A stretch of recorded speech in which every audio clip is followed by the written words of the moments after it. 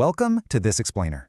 Today, we're unpacking a trap that almost every single one of us falls into at some point.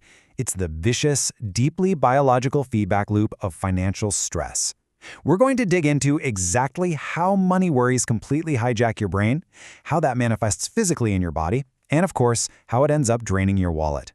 But more importantly, we're going to look at the proven, evidence-based ways to actually break the cycle. So let's just jump right in. Be honest with yourself for a second. Do you spend more when you're stressed? Have you ever had a completely exhausting, emotionally draining day and suddenly found yourself rationalizing a massive splurge? Maybe ordering way too expensive takeout or just magically filling up an online shopping cart? We all like to think of our finances as simple math, but the reality is our spending choices are deeply, deeply tied to our emotions.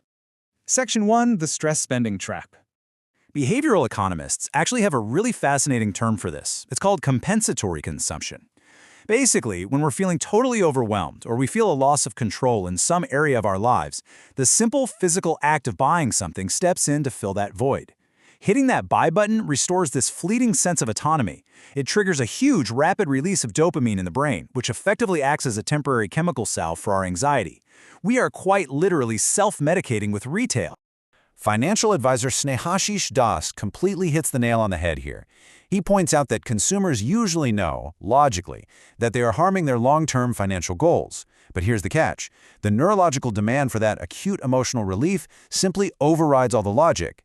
You aren't just buying a product, you're purchasing a momentary physiological escape. Economists often refer to this as the lipstick effect. It's this noticeable surge in people buying low-ticket, high-convenience items that feel like an accessible luxury. Think food delivery apps or those little micro-indulgences you grab online. We gravitate toward these things because they offer instant gratification while demanding absolutely zero cognitive effort. And because it's all digital, it completely hides the pain of paying that you'd normally feel if you were handing over cold, hard physical cash.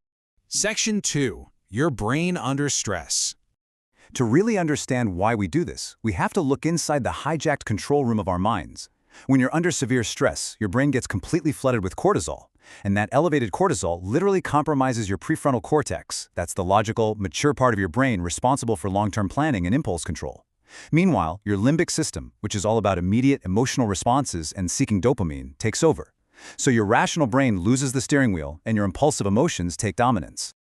This intense internal battle is what leads straight to decision fatigue. You have to think of your self-control like a muscle. Every deliberate choice you make flexes and exhausts those cognitive resources. When you're constantly stressed out about money, you are continually forcing yourself to make difficult trade-offs. Eventually, that muscle just gives out. The psychological deterioration sets in, and you end up either making highly impulsive choices or just avoiding decisions entirely. Data from a COV publication study really puts this into perspective. They tested a group of fatigued consumers against a control group, and the numbers are stark. The fatigued group was dramatically more likely to make impulsive purchases. We're talking 67% compared to just 29% for the control group. They were also way more likely to just go with whatever the default option was, 54% to 21%, taking the absolute path of least resistance. And incredibly, 73% of the fatigued group fell for marketing promotions, compared to only 35% of the rested group. Believe me, marketers know exactly how to capitalize on that exhausted state.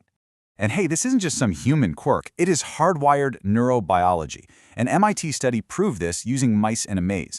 Normal mice made a pretty balanced choice between a safe, dim light area with weak milk and a bright light area with strong milk. But the chronically stressed mice, their prefrontal cortex striosome circuits were physically altered by the stress. They consistently chose the high-risk, high-payoff option, the strong milk, even though it meant going into the bright light, which mice naturally hate and avoid. The chronic stress forced them to completely ignore the high costs just to chase that immediate reward. Section 3, the hidden health costs. Because of all this disrupted brain chemistry, financial stress doesn't just empty your bank account, it takes a severe, measurable toll on your physical body. A massive study out of University College London tracked nearly 5,000 adults, specifically monitoring 4 key blood biomarkers. They looked at cortisol, your stress hormone, CRP, which signals inflammation, fibrinogen, a key immune system player, and IGF-1, which is linked to aging and longevity. They found that chronic stress severely disrupts the biological exchange between our immune and neuroendocrine systems.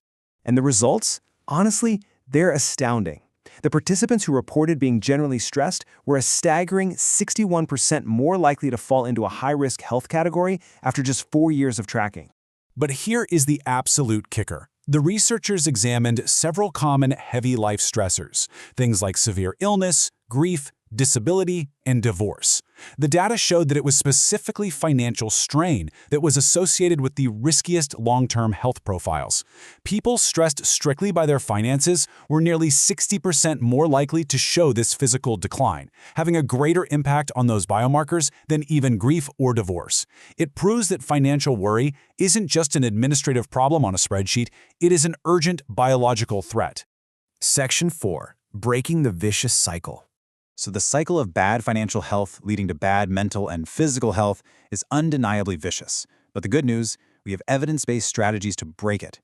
Help Guide outlines a 5-step coping mechanism that actually pulls you out of emotional avoidance and forces your rational brain to re-engage with reality. Step 1. Talk to someone to relieve that immediate pressure. Step 2. Take a hard inventory of your income and spending. Stop ignoring it. Step 3. Make an actionable plan to lower spending or increase income. Step 4. Lock in a monthly budget. And finally, Step 5. You absolutely must manage your overall biological stress with proper sleep and exercise, because as we've seen, physical fatigue directly fuels financial fatigue. On a more tactical level, to combat all that decision fatigue we talked about, we have to intentionally introduce friction back into our digital shopping habits. First, try implementing the 72-hour rule for any non-essential purchase.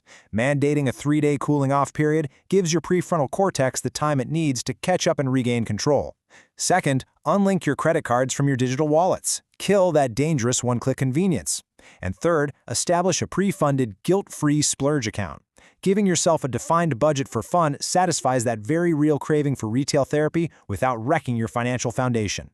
Ultimately, acknowledging your emotional triggers is the key to ensuring that you control your money rather than letting stress control you. So as we wrap up, I want to leave you with this one thought to carry with you. The very next time you reach for your wallet after a really bad day, pause for a second and ask yourself, are you actually buying a product, or are you just buying relief? Thanks so much for joining me for this explainer, and I hope this helps you build a healthier, more intentional relationship with your finances.